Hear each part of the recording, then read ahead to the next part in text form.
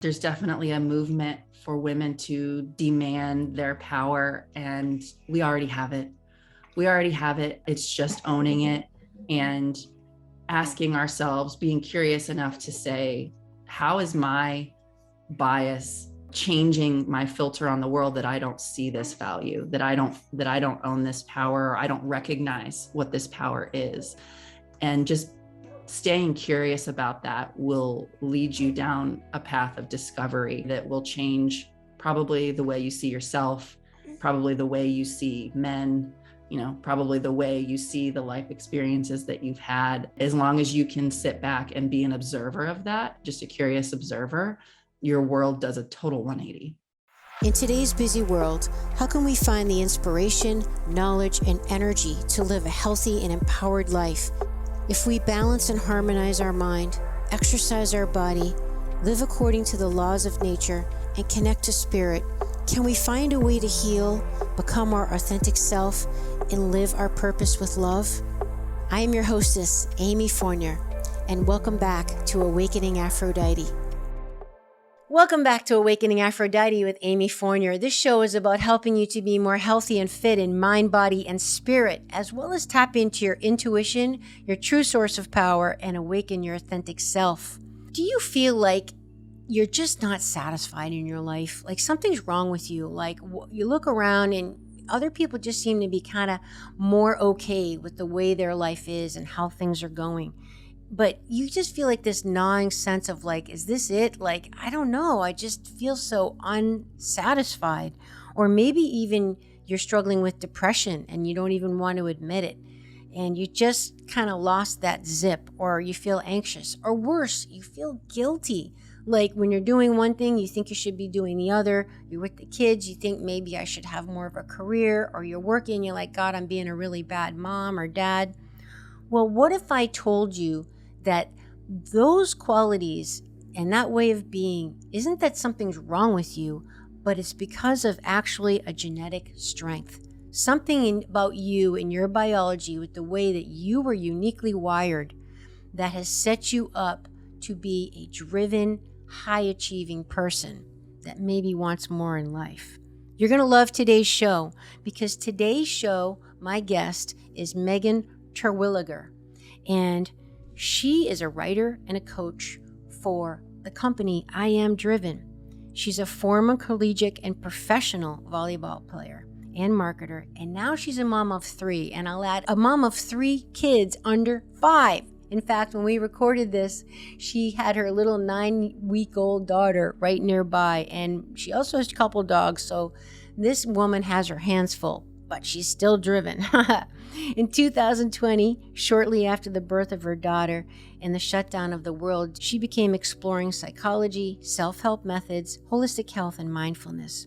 And now she works with Dr. Doug Brackmann, and she provides content and coaching as well as retreats with Dr. Doug to any driven individuals. This is really a fascinating show and one that really spoke to me personally as a driven female in the world. Because we talk about that shamed-based personality and how the key for being driven and a high achiever is your why. Are you motivated by fear, or are you motivated by love? And we also talk about ways women are different from men in being driven, and if that they are in fact different at all. And the importance of intrinsic value versus extrinsic value. This is a really key concept that we all need to wrap our brains around to help addressing the feelings of worth and being enough and being basically happy with our lives. Like, where is your value perceived coming from, intrinsically or extrinsically? Super important. We talk about future casting. And why is it that a lot of driven women and people have trouble with the concept of surrender? Why is it scary for us? And how we can get around that. The importance of control and safety and trust. And what happens when the toxic masculine or the toxic feminine come out in all of us. And surprisingly, we talk about the importance of solitude for women and how women need to have solitude. We might not think of it that way because everyone thinks of women as nurturers and family and taking care of everybody and community and all that. So really interesting that Meghan brings out how solitude is very important for women.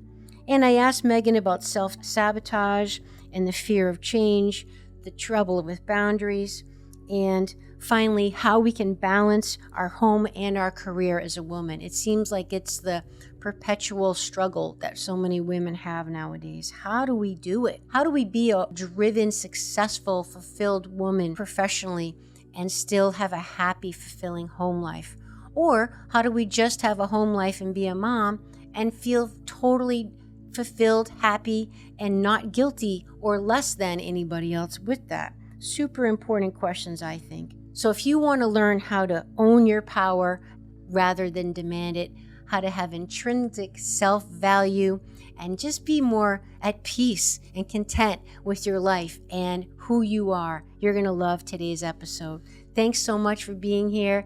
Please subscribe, share the show, and I would be super grateful if you left a review. Let's now join Meghan.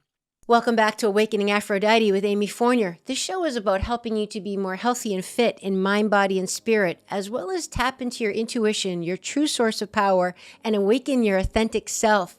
I am really excited to have the guest on the show today that we have. Meghan Terwilliger is with us today. Meghan, I knew I was going to screw up your last name. I think I did a self-fulfilling prophecy. I'm so sorry. Say it correctly for our audience. You got it the second try. Terwilliger. And honestly, Terwilliger. it happens all the time. We just go by Twig now. Like, Twig. Twiggy. Yeah.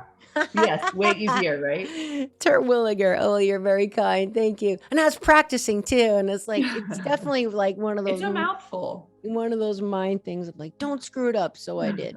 Well, anyway, thank you for being so gracious. And I am so excited to talk to you, Meghan, because wow, your work is fascinating to me. You have been a deep dive in the study of the work with Dr. Douglas Brackmann, right? It's a Douglas or Doug? I don't know. He usually goes by Dr. Doug, but yeah, Dr. Doug. Douglas Perfect. Brackmann. Talking about ambitious, driven people. All your content is kind of around that, and it's so perfect for my show because we really want to delve into your wisdom for women in particular, and about being driven and ambitious and how we harmonize all of who we are while still doing that and remaining sane and happy. Mm-hmm. So I can't wait just to hear your findings. And before we get into that though, we have to talk about your background too and what brought you into this line of work. Yeah, absolutely. So I originated as an athlete. I played college volleyball, and then pursued entrepreneurships after I bounced from company to company for a few years, which, as we'll talk about, is really common for drivens to reinvent themselves frequently. I ran and was a part owner in a marketing company for several years, and then I found Dr. Doug, and I read his book Driven and identified with it very much, and started working with him, and we really together ended up diving into the nuance and differences for driven women specifically. So the last couple years, I've been really focused on that, just, intense curiosity about it, and just studying and then trying to help other women kind of discover that for themselves too. Mm-hmm. I like to start with my guests on just really being very fundamental, like clarifying terms. So sure. I find it interesting you guys refer to it as the word driven as opposed to ambitious or high achiever, different synonyms that we can associate with that quality. How would you define driven? So Doug always jokes that he could have titled his book The Shame-Based Personality Type, but he wouldn't have sold as many copies. Oh, so ouch. Yeah. Driven is very much kind of a euphemism for this almost fear-based drive that pushes us to go longer than others would go, to push further than others would push, to constantly be looking over the horizon. And it's very common in athletes, in entrepreneurs, in different military, like we work with a lot of Navy SEALs, and it is the hunter mentality. From an evolutionary perspective, agriculture made a lot of us into farmers, very linear thinkers, very patient, very high executive function. And then those who did not adapt to being a farmer still have that hunter mentality. And we get diagnosed with ADD, OCD, because we're multi-thinkers. We are very quick to hop from one thing to the other. And it's all things that benefited us when we were in that hunter-gatherer stage. We needed to have resilience and recover quickly to go hunt the next thing, or we needed to be able to look over the horizon to go find food. We couldn't sit in one place. And those characteristics don't bode as well for our modern day society. And there's a lot of shame tangled up in the fact that we are so different. So, wow. I find it really interesting that whole, what he was going to name the book, the shame-based personality, and particularly that he thinks of it as being fear-driven. Because I actually always kind of thought of being ambitious as a good thing, because our culture kind of rewards, productivity and making something of your life type thing, rather than being a lazy bum type thing. Obviously, taken to the extreme, workaholism and all that, obviously it's not. But I guess it's a matter of degree then, right? Like, when does it cross the line into shame-based and in particular fear-based? Like, you're being driven by fear rather than being pulled because of a passion, Right. And that's usually where we go with people. Like, the other part of not naming the book shame-based personality type is you give away the punchline up front, because what we're trying to understand is what is driving that ambition. Yes. Well, I think that's so fascinating that when it's fear-based is basically what can lead to burnout, whereas opposed to, that just hits the nail on the head, as opposed to when it's really your passion driving you. Although, I don't know, it's like you can still get burnt out then too, because you just don't have the boundaries. It's like when you turn it off, and that's a challenge when you have your own business and stuff, or when what you do what you love, and the fine line between your lifestyle and your work. Like me, it's always like, oh God, when do I stop? Mm-hmm. Mm-hmm. And the work that we've been doing recently, and what we're kind of diving into for our new book, Doug and I are working on another book that's really around identity, and all the things that we do and the ways that we push for this identity that we make for ourselves. So that's what we try to do with people. We try to understand, like, is your shadow your drive? Is that what's driving you? And what's the healthier, more like self-fulfilling way to do that? Oh, wow. Well, that's going to be a very interesting book because, it's getting really vogue right now to talk about ego and shadow work and all this stuff. And, the discussion between ego being a good thing or a bad thing. And, what I always say is, well, you have to have an ego. Otherwise you're not individuated. For sure. It's not that it's a bad thing, but wow, that's really interesting. One of my favorite phrases or like sayings about ego is that it's a great employee, but a terrible boss. There you go. Yeah, that's so true. I've heard that about the mind. Mind is a terrible, terrible master. Or no, I'm screwing that up. What is it? The mind is a wonderful servant. Yeah, a bad master. Something of the same regard. All right. So driven. All right. I guess what we're saying is as long as the why behind it is coming from a place of a pull and a love and a passion, rather than maybe a subconscious fear-based drive to be good enough, or to do more, or to have value, or to be approved of, that's when it crosses the line into the shame negative thing.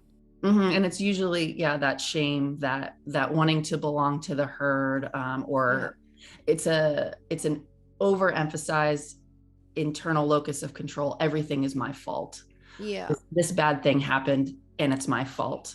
And that creates that shame and that drive to get out of it, because everything is my fault. I have control over it. And we know that logically, we know that that's not necessarily true. But what about all the people that feel that way, but almost go to the other end of the spectrum and they kind of get paralyzed and they don't do anything, they withdraw? Like, because when I think of the ambitious, driven person, I think of just the door. They got a million things on their plate and they're, just checking off the accomplishments, What about the people that feel that way, but kind of go within, they go the other direction? Yeah, it's definitely a sliding scale, and you can have too much of an external locus of control, which is the world happens to me. I can't do anything about it. And for drivens, those are very frustrating people to have conversations with. Yes. True. Well, I took your online quiz and wow, yeah. I already knew I Yeah. was, but it Oh was man, like, that's me. yeah, oh yeah. And the bold letters was like, you are driven. I'm like, yeah, Uh-huh. I kind of knew that. But, and I do want to, I have a couple points about that quiz I thought was interesting, that I definitely would recommend everybody go and take. But one of the things that I found in the research was driven is high tolerance for risk taking and can think of multiple concepts at once, especially resilient and always looking toward the horizon, like the futuristic thing. Hmm. That's definitely me. All right, so some ways that women in particular are different being driven than men who are driven. What have you found in your research? We found that not necessarily there's a ton of difference in the traits, but there's a lot of difference in the perception of those traits for that gender. So there's a lot, again, that identity piece. There's a lot that gets tangled up for women in that horizoning piece, that always wanting to accomplish more, because women kind of feel this dissonance between motherhood and career success. And a lot of times the perception is that men don't have to choose and women do. Um, or that in general, like women being very driven and hard charging is perceived much more negatively than men doing the same thing. And I'm not saying that that is true. Those are just observations or like cultural things that we all tend to recognize. And Yes, it's the yeah. nuance of how those traits are perceived in what we've said, like this is the box for women. Mm-hmm. Yes, I agree. And it's definitely, changing, but overall, I think women are still carrying the load of the kind of the double. And a lot of women who kind of inherently are driven, or they had a great career and then they had kids after, there's more of that conflict of pull between the two worlds. And, I know for me, it's like there's just the constant guilt one way or the other. Either when you're at work, you're like, oh, I really need to be spending more time with the kids, or, not at the soccer practice. Or then when you're there, you're like thinking, oh man, I'm just falling behind in work. So how do you help women kind of grapple with that? I think it's that first step of understanding what's driving them. In my personal work has been all about really understanding my true value and how valuable being is and motherhood is in just being. It's not an accomplishment thing, it's not a checklist thing. And that changing that thinking to it being worthwhile, even though there's no like quote unquote productivity behind it. Because what was driving me was to be worthy, I have to accomplish, to be worthy, I have to make money, I have to stack up with these men in the world. And ultimately what I've discovered for myself is that's not true. Like I am worthy and I am valuable inherently without any of those accomplishments. And they're completely different types of value. Steven Sisler is someone that we have interviewed on our podcast and has an amazing assessment of values. And he talks about extrinsic versus intrinsic value. And extrinsic value is very productive, very task oriented. If you die, they replace your work role. Whereas intrinsic value is if you die, people are sad because you were valuable. And I give a really like crass, rough comparison of if you set a pile of $10 million on fire and you set your daughter on fire, like there are very different feelings about the value there. And intrinsic value is what motherhood value is. So it's helping women understand these are two completely different buckets, that you can fill. And as long as you're not filling this extrinsic value bucket thinking that it's going to make you feel more intrinsically valuable, then you have an easier time, I tend to believe, juggling those things or making decisions on what's more important right now. That is just such a $1 million issue that we're talking about right here, because it comes down to your inherent self-worth. Mm-hmm. How much of that is malleable? Like how much of that can really be achieved, or how much of it is dependent on, just the way you were brought up and taught to really love and value yourself. Like, I think, a lot of people struggle with feeling enough and worthy. And I think intrinsically it's rare, frankly. Yes, I think we have, as a society, have pushed down that intrinsic value. If you talk about patriarchy and you talk about, capitalism, and we've just shaped our society in a way that overemphasizes productivity. Yep. Or, success as it pertains to money and leverage and things like that. And it's really hard to bring to the forefront that intrinsic value. Another one of my favorite sayings, I forget who, C.F. Lewis maybe, is that motherhood is the job for which all other jobs exist. Yeah, and I thought that was really cool. Like, you can't replace it, you can't replicate it, you can't scale it. Mm-hmm. And it is the most important. But yeah, it's all about what was modeled for you, and then having the awareness to say, like, what is my self-worth? Like, you have to go and find these mirrors. I took Steven Sisler's assessment, and it said your self-worth is like rock bottom. And I'd been doing work, like, in the inner work for 2 years. And I was like, how is my self-worth that low? Wow. And it was all around future Meghan is good enough. Right now, Meghan never is good enough. Yep. And it was that horizoning. Well, I'll be good enough when I get out here. Future Meghan is always good enough, but right now Meghan is never good enough. Wow. Future casting. Mm-hmm. Yeah, it's always that just curiosity about, well, what does self-worth look like? What does it feel like? What does it feel like for me, or look like for me to be worthy? And asking those questions helped me change my bias. But I think our biases do a lot for our self-worth too. Because what I recognized was, well, it's not that I'm not worthy, it's that I am looking for confirmation that I'm not worthy instead of looking for confirmation that I am. So my husband does lots of things throughout the day to show me how valuable I am, but my bias only looks for the ways that he is ignoring me, the ways that I'm not enough, so it's less about changing what's happening around us than it is about changing the filter that we see things through. And how did you do that, Meghan? Asking questions, journaling. I do a lot of journaling for self-reflection. Like, I had to literally make the assumption that I am extremely worthy and people treat me that way. That's the hard part to say to yourself. People already treat me that way. Let me look for examples of it. Instead Excellent. Of what was in my mind was looking for examples of, and that works a lot, I think, for women in professional careers. You're looking for that bias of, they treat me differently because I'm a woman, in a negative way, versus saying they respect me, or I am worthy of this role and people believe that, and then going and looking for that evidence.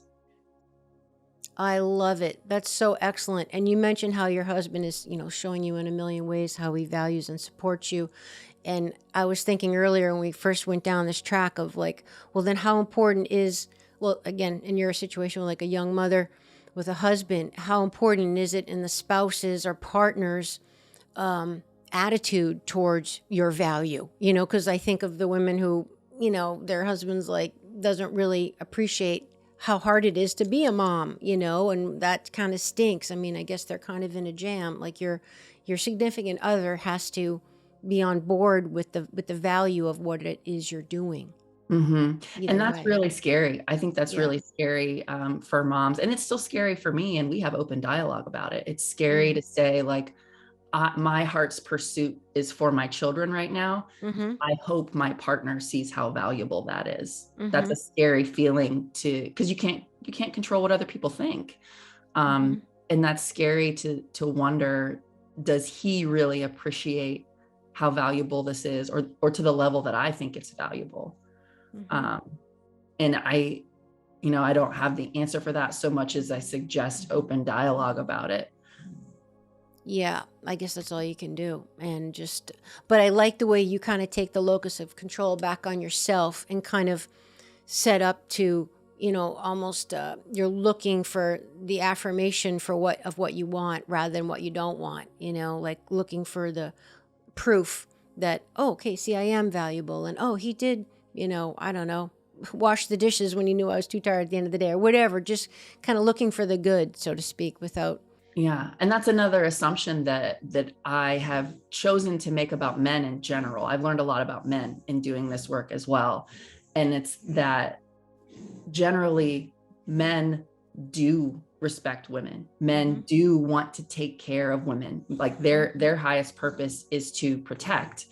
And I choose to believe that is men's divine masculine coming through. That's their deepest desire. And when you make that choice, it's easier to say, of course he values this. He may not articulate it, he may not consciously know how to make the argument for it, but if I do it, if I show him this is valuable to me and what it does for our children in our home, he will see that. And I have to trust that. I love that. Hey, cutting in here for a moment to share with you, I've got my buddy Ross Newkirk here from Conscious Technologies. And everybody's looking to raise their vibration. How can I just have better mojo, be in more harmony, more flow? I love that Ross has created so many products that I use personally to help me raise my vibration and even harmonize my vibration. So Ross, the Core Harmonizer is one of the key technological products that you guys have designed to help us raise our vibration. Can you just tell us what makes it unique? How, in fact, does it raise our vibration so effectively? Well, it uses frequencies of light and music and sacred nested geometries to create a coherent field.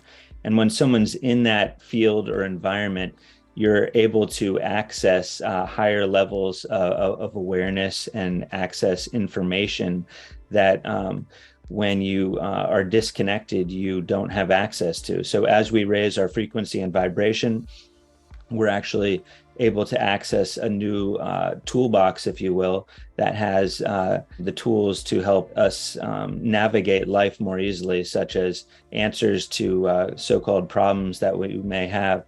You can actually find those answers when you enter into higher levels of awareness and consciousness, because that's where the solutions to these so-called problems exist. So it's a wonderful piece of technology to help people raise their vibration.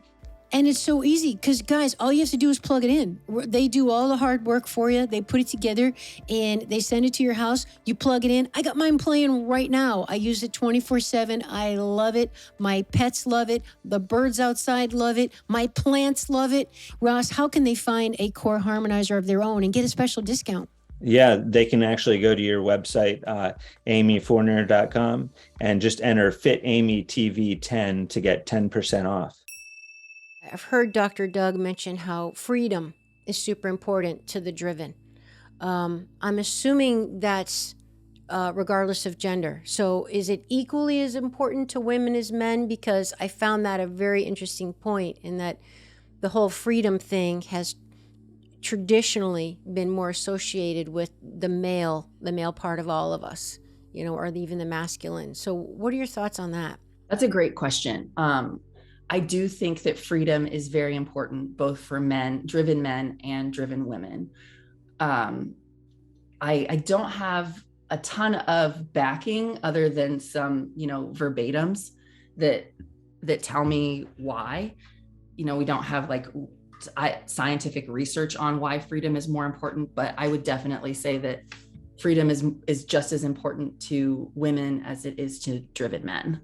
Which I find so curious because being ambitious and high achiever and quote unquote driven could, again, conventionally be in the category of the masculine traits in all of us, and as is freedom normally. So here where women, you and I, and probably most people listening are driven, but yet we are women, and we also probably value our freedom, in that traditionally women would be more the connection and the relationships and the tribe and everybody together. But I know freedom to me has been huge. It's also been the source of some of my problems in my personal life, but I've always wanted and needed to feel free in that I had some sovereignty. Not that I didn't want connection and responsibility, but it was always a driver to me. And I think more for me than the women in my life around me, it appeared to be, I seem to be more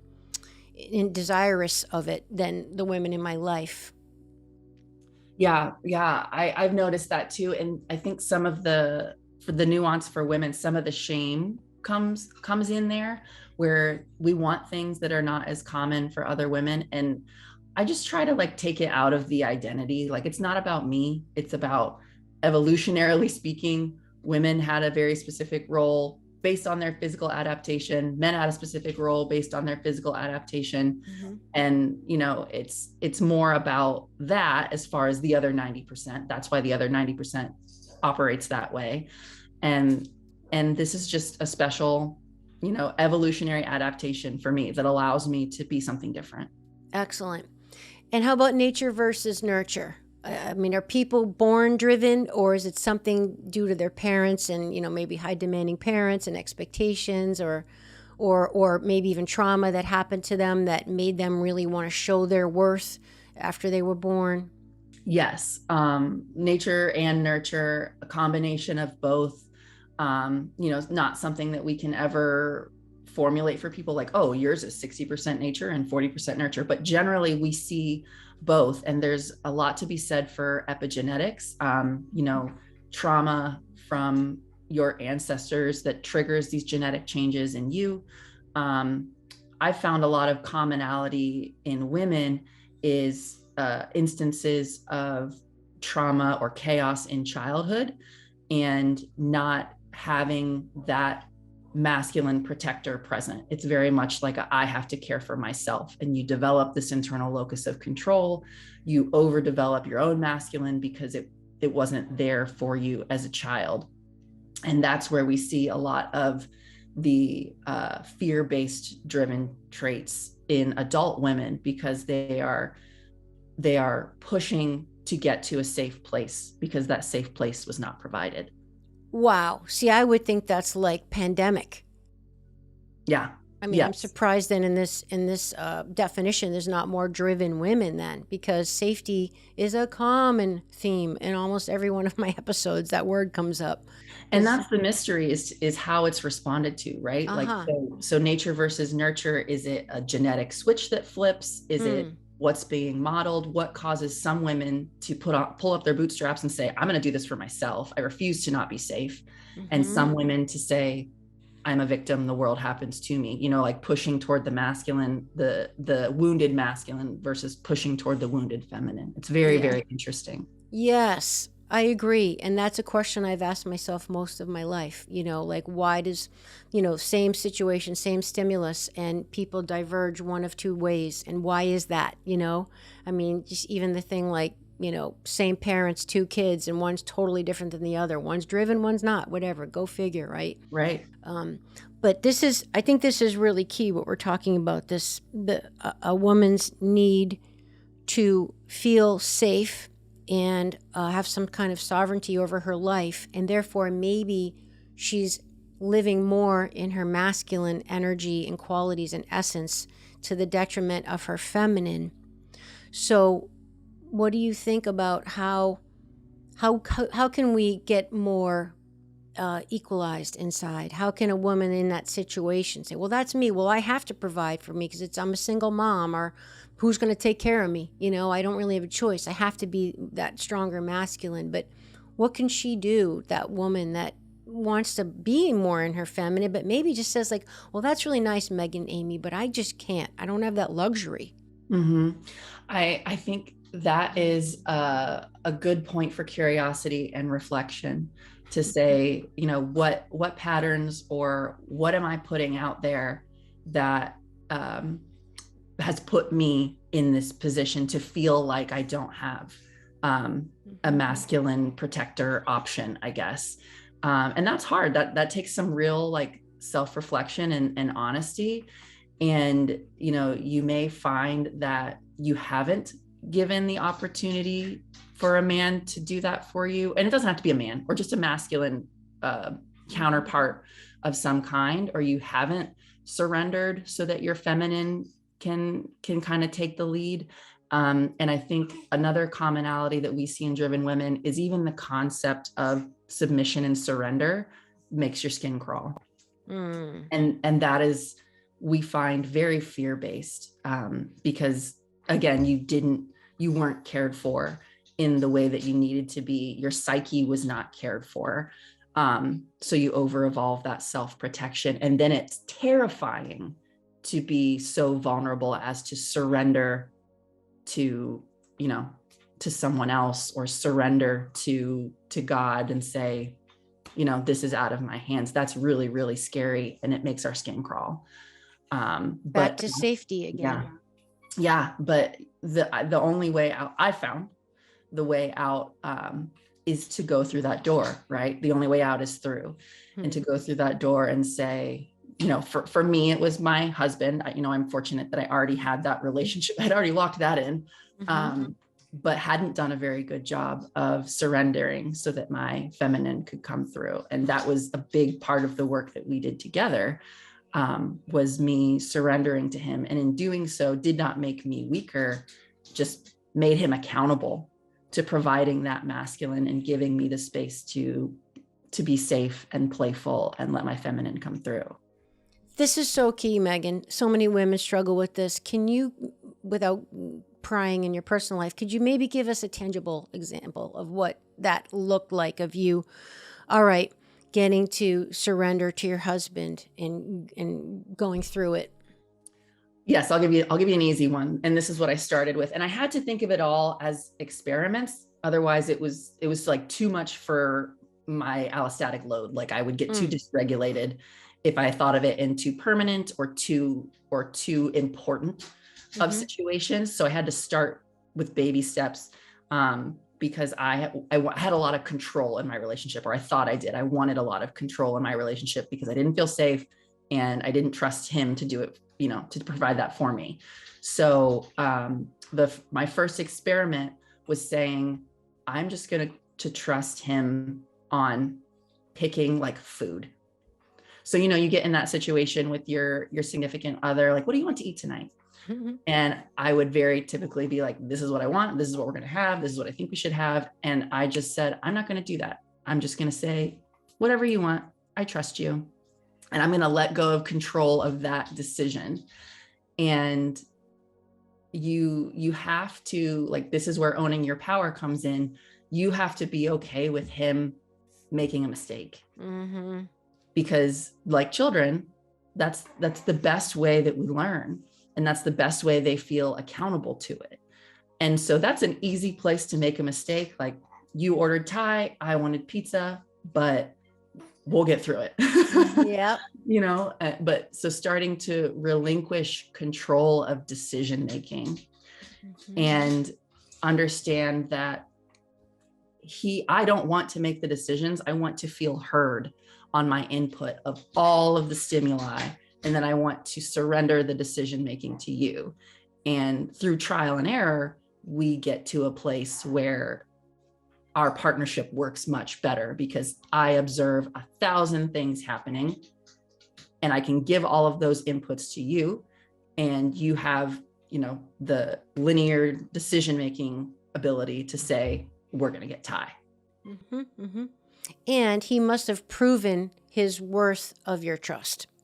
Yes. Yeah. And that's where it starts out as faith. Like, I have faith that you are the right person for me, and we can get through this. And then trust exists based on proof, based on evidence, and based on him messing it up, and then caring enough to come back and say, I'm going to get it right the next time. Nice. Which is key. Yeah. Which is key.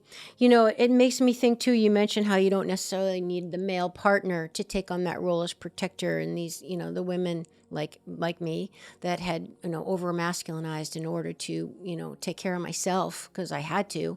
It makes me think about probably all the women that turn to organized religion and thing for like the big daddy in the sky type thing for that protector.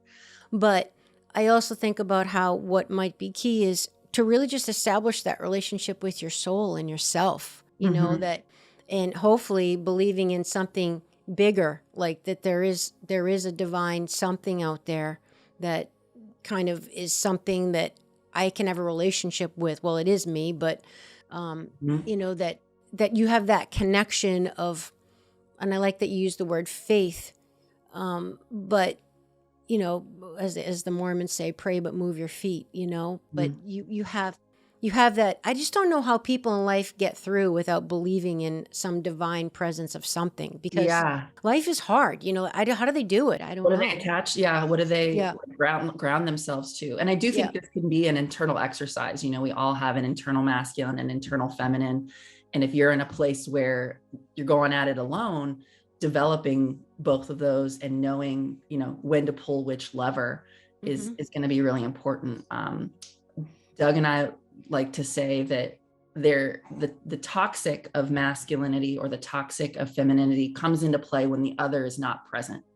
You can't have one without the other. In the individual or in the relationship, or Yes. okay, yeah. Oh, for sure. Oh, for sure. It's just an imbalance, right? Yes, it Yeah. completely. That yin Yeah. yang, that middle way, it Hmm. all has to do with having both. And when they say, oh, that's toxic masculinity, it's Mm. usually because it's an overemphasis of, and it can go the other way. You can't have one without the other. Yeah. Doug uses the example of putting a car seat in a car for a child. Like, is that masculine or feminine? It's the feminine awareness of the care for the child. It's the masculine doing of putting the car seat in. Like, the answer is yes, it's both. Hmm. Yeah. And, you know, I was thinking too, when your example of, you know, an over masculinized woman, and how perhaps she can bring more of that feminine into her life and herself. And I was thinking, if like, back to the single mom, if she doesn't have the luxury to be more feminine every day, so to speak, and, you know, to give the decisions to someone else, because there is no someone else, you know, that she can be that feminine for herself, you know, in Mhm. little ways in her life, in her own ways, just the way she takes care of herself, maybe when the baby's asleep, or whatever her situation may be, you know, in little ways that we do things for ourselves and nurturing, like, okay, I'm going to you know, buy myself these flowers just because they're pretty and they make me feel good. It's a way to love myself, or, you know, book that appointment for the nails to get done, or have sacred time in the morning. We're having tea and reading for just 20 minutes before my kids have to go to school, or whatever. We can bring those feminine essences into our everyday lives for ourselves, even Mhm. if we're not externalizing them, is what I'm trying to say. Yeah, I think it was The Women Who Run with Wolves Mm. by Clarissa Clarissa Pinkola Pinkola. essays. Hmm. Yes, she, I believe, said that solitude is the key recharge for femininity. And Aha. I found that to be very true. Like, having my morning meditation or having moments of solitude are really important to recharge for the job of being. Being with children is exhausting in its own way. Hmm. It's not extrinsically productive, but it's exhausting on your being, and that solitude is the recharge for it, I think. I've never heard her say that quote, and I've studied a lot of her work. And isn't that the biggest irony, Megan? I mean, you know, because women are always known to be the connectors, you know, the relationships, and, you know, taking care of everybody else. And it's like, well, what do you know? And we also have a need to be alone sometimes, and Mhm. sacred alone time. I love it. It's so, so true. That's great. Why is it that self-sabotage is an issue for the driven people? Mm. I found that interesting. I think that has a lot to do with just our biology and need for homeostasis. Hmm. Um, to change would throw us out of homeostasis. And especially if we are driven because of some childhood trauma or because of chaos in our lives, that chaos is familiar. That perception of ourselves is familiar. So to change it is uncomfortable and foreign, and we sabotage subconsciously so that we stay in that familiar place. And I think self-sabotage is probably an issue for everyone, because we all have that desire for homeostasis, but it is uglier and more extreme for drivens, because we do have that high risk tolerance. We do seek out dopamine. We Yeah. self-sabotage big. Yeah. Yeah, it's true. Yeah, it has a lot of collateral damage, that's for sure. Well, I found it interesting because in the quiz, one of the questions said, do you view change as an opportunity or change as a lot of work? And I literally laughed out loud. I was like, oh, that's funny. Mhm. Because I mean, wow. I mean, what a difference right there Mhm. to where you're going to frame it, you know? And I also found it really surprising with the quiz on that social situations do not change my personality versus I can make people like me. Mhm. So I was surprised to hear that drivens can be kind of chameleon-like. I would have thought they're, almost like a strong personality and they're self-confident, so they're not going to quote unquote, change for other people type thing. But it seemed that no, they're able to make everyone like them. They're adaptable. They're very adaptable. They're the salespeople. Okay. They're the, Charismatic. the personalities in the room. And again, a lot of Mm-hmm. that has to do with um, what may have happened in childhood. If they had, if they were responsible for parents' emotions. So Mm-hmm. they had to Yes. change who they were in order to not make mom mad or not make dad mad. And that skill transfers to adulthood and being able to adapt to the room that you're in. Wow. That's just wow. I just got to take that in for a minute. Really? So feeling responsible for your parents' emotions can result in you kind of always adapting in your life? Yeah, like our biology is so smart. Like, Yeah. you don't even do that consciously, but as a young Yeah. child, you're keeping track subconsciously of how you act and Wow. how that makes mom and dad act. And if you have self-involved or emotionally unstable parents, you take that on as a child. The way I act impacts how mom or dad behaves. So you learn to be very adaptive in the way you act. And then that can go to the negative because you disconnect from yourself and your locus of control is external. You're not checking in with you. You struggle with boundaries, you're a Mm-hmm. people pleaser, and all Oh these things God. manifest in adulthood. And that, I think that's why we get so much feedback on the book, like, oh, this is a really uncomfortable biography of my life. Yeah. Because you see, these things that happen and how they manifest as an adult, and you wouldn't ever necessarily know, like, oh, I guess I did we see it a lot with parents who, abuse drugs and alcohol. We see those very adaptive characteristics in adulthood because as children, if dad came home drunk, I have to act a certain way. Yeah. Mm-hmm. Wow. Wow. Wow. Wow. So much of us is just on our childhood that, well-meaning people just had no clue that was Mm-hmm. shaping us. And, Mm-hmm. but this can all be turned around, right? I mean, in your work, let's talk a little bit about the solutions. Like, how do you guys actually go about, well, I guess you're probably trying to balance the overdriven person, the fear-driven, or tell us about exactly how you help people.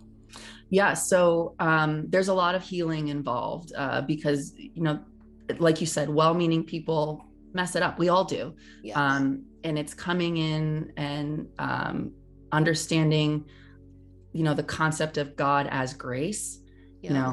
and making the assumption that everyone is doing the best that they can. And if they were doing the best that they can, the cycle can stop with you. And then it's empowering them with agency, loving that child, understanding that something happened, that safety wasn't provided, but the cycle can stop with you, because otherwise it just perpetuates on to the next generation. Like, you can blame your parents and not change, but then you just impact the next generation in the same way. So if you can forgive them, love that version of yourself that had that experience, understand that the lead is the gold, I think, as Jung said, and choose to have agency and heal yourself, then that's where all your power lies. And it gives you a deeper understanding and compassion for when you see it out in the world. Yes. So true. Yeah. I think that's very powerful. Hey everybody, hope you're enjoying the episode. I'm here with my friend Hannah Marabani from Sebin Solace. Amazing, my favorite skincare self-care, pet care, beauty company. You actually refer to having sacred ingredients. What do you mean by sacred ingredients? They become sacred in a sense that we do not allow the soil to get tampered with. We allow nature take its course on this soil and allow the ingredients to bloom on their own without us tampering with any sorts of chemicals and fertilizers and pesticides. And the type of water we use, it's well water right from the farms.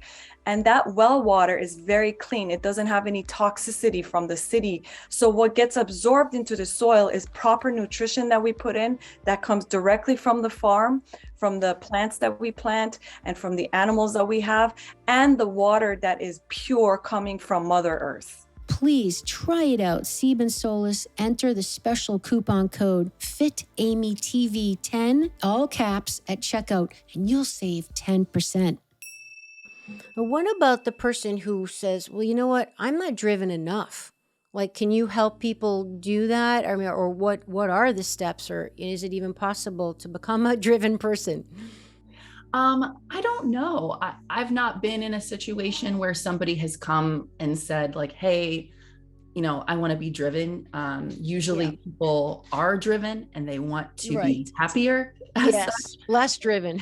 Or people are not driven and we just seem like psychopaths to them. Yeah, pretty much. Okay, so you don't see that a lot. So it's really about, pulling it back a little bit and helping people with boundaries. Yeah. And making sure that why the not fear-based. Yes. And what I do see, especially in women, is a refusal to acknowledge that they are driven, either because they don't think they're worthy of it, which is all kinds of twisted. Worthy of what? Worthy of the success? Worthy of the definition, worthy of like a reasonable response for why they are the way they are. Like they choose to believe that they're broken, not that they're driven. They view driven as something that's really, gifted. Yeah. And they couldn't possibly be worthy enough to be gifted. And those are the most fun women to work with. Like seeing their perceptions of themselves change. Like, no, you have like in your body, you have these genetic qualities that can be so great. You're not broken. Yeah. It's a positive. Yeah. So I would say if we're seeing someone that's quote unquote, like not driven enough, it's because they are driven and their shame is so thick that they don't think they're worthy of that kind of explanation for what's going on. Wow. That's so true.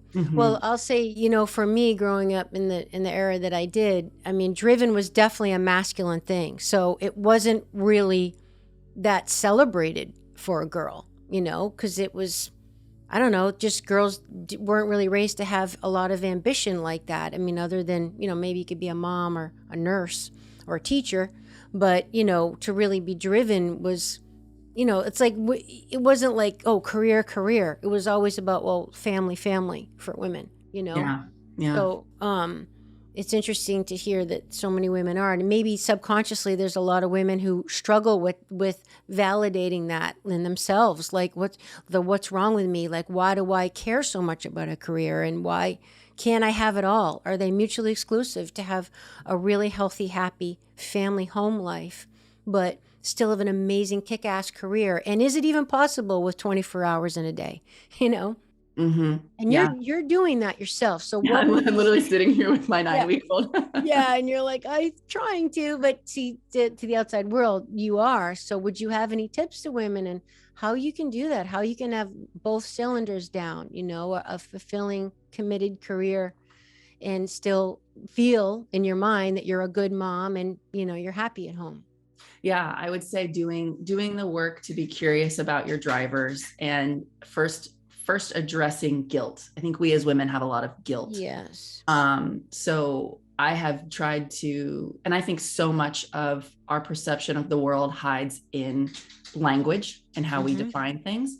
So, career. Well, how can I define career? And does career mean that I work 60 hours a week?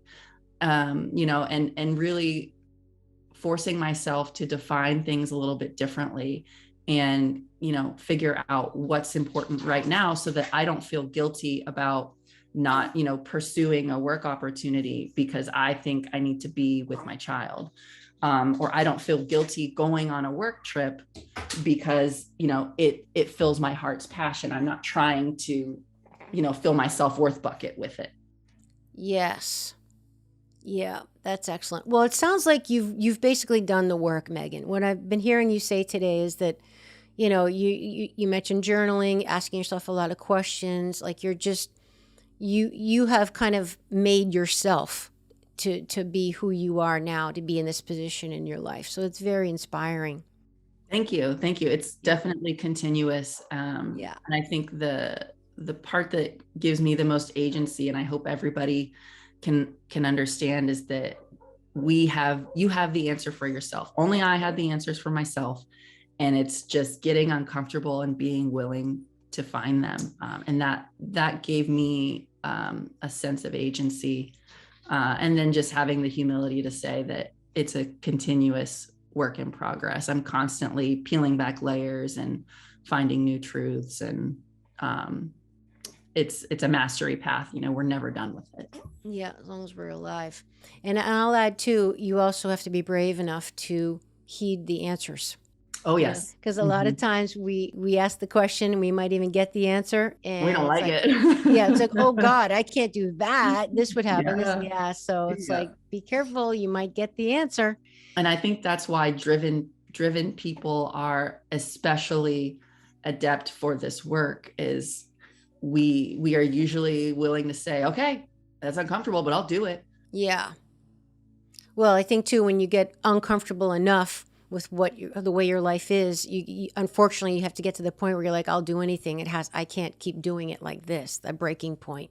Was it desperation breeds innovation? Yeah, there you go. Yeah. I love it. Boy, you got a lot of great quotes. They're all stored in here haphazardly. Yeah. And most of the time I don't know who said them, but it's awesome. No, it's excellent. All right. So you've said you don't have to demand your value. You already have it. You just need to own it.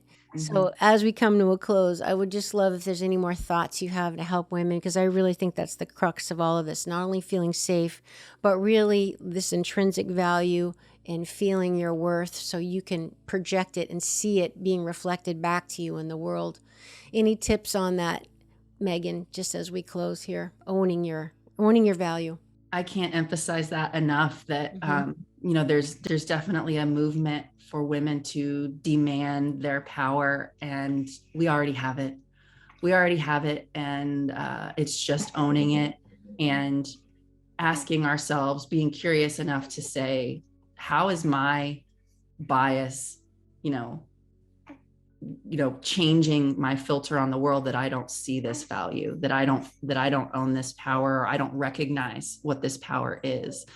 And just staying curious about that will lead you down a path of discovery. Everybody has their own, but lead you down a path of discovery that will change probably the way you see yourself, probably the way you see men, probably the way you see the life experiences that you've had. As long as you can sit back and be an observer of that, just a curious observer, your world does a total 180. Wow, that's awesome. I love that. What a great answer. This has been amazing, Meghan. Thank you so much. Are there any final words that you want to share with the audience today that we didn't talk about? If you have that feeling that you don't quite belong, especially if you're a woman and you're saying, I don't know how to do it all, or I have dissonance about what a traditional female role is versus who I want to be, you're probably driven. And I would encourage anyone to go take our assessment at iamdriven.com. You're not broken. There's a home for you.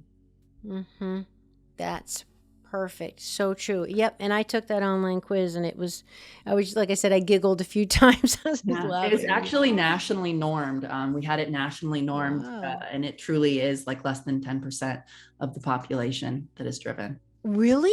Mm-hmm. Oh my God. I can't believe it's that low. Yeah, I know. Like, you surround yourself with mirrors. So what? Usually driven people are like, what? No way. Totally. 10, less than 10%. Less than 10. Yeah. No wonder why. Well, I did mention how the women around me was like, I don't know. I just seemed like I was the unusual one. Like, Amy, she's doing that, unlike the rest of us. Yeah. Oh, wow. But less than 10%. That's a shocker. I know. Yeah. Wow. All right. And let's hear your website and the book and the new book. When's that going to be out, or anywhere else you want to direct the audience, please? Yeah. So everything we do, and Dr. Doug's book, Driven, can be found at iamdriven.com. We are working on a new book, based in identity. And that is slated to come out sometime, probably like September of 2023. Oh, awesome. So not that far away. No. Okay. Well, thank you so much. This has been excellent, super insightful for me. I know it definitely is going to help the audience, and everybody, please share the show with someone you think it might help. And Meghan, thank you so much again for being on Awakening Aphrodite. Thank you for having me. This was wonderful. I appreciate it. Okay, everybody. We'll see you next time. Bye-bye. Would you like to support my mission to help empower people all over the world to be all of who they truly are? If so, please subscribe to the show, leave a review on iTunes, and share it with a friend. And if you're looking to take immediate action to align your energy and optimize your health, visit amyfournier.com. Thanks for listening to Awakening Aphrodite. Let's awaken her together in you. I'm your hostess, Amy Fournier, and I already can't wait to be with you again and for you to hear what I have planned for the next show. Thanks for listening to Awakening Aphrodite with Amy Fournier. To learn more about Amy, check out her website, amyfournier.com. That's amyfournier.com. You can also check out Amy's live and on-demand virtual fitness and yoga classes, and sign up for her newsletter to receive a free mini ebook of 3 of her top tips for making holistic health a lifestyle. Again, that's amyfournier.com, and get your ebook sent to your email immediately. Connect with Amy on the daily on Instagram at FitAmyTV, FITAMYTV, and watch many of the podcast episodes and subtopic clips on her YouTube channel, which is also FitAmyTV. Enjoy, and we'll see you next time on Awakening Aphrodite.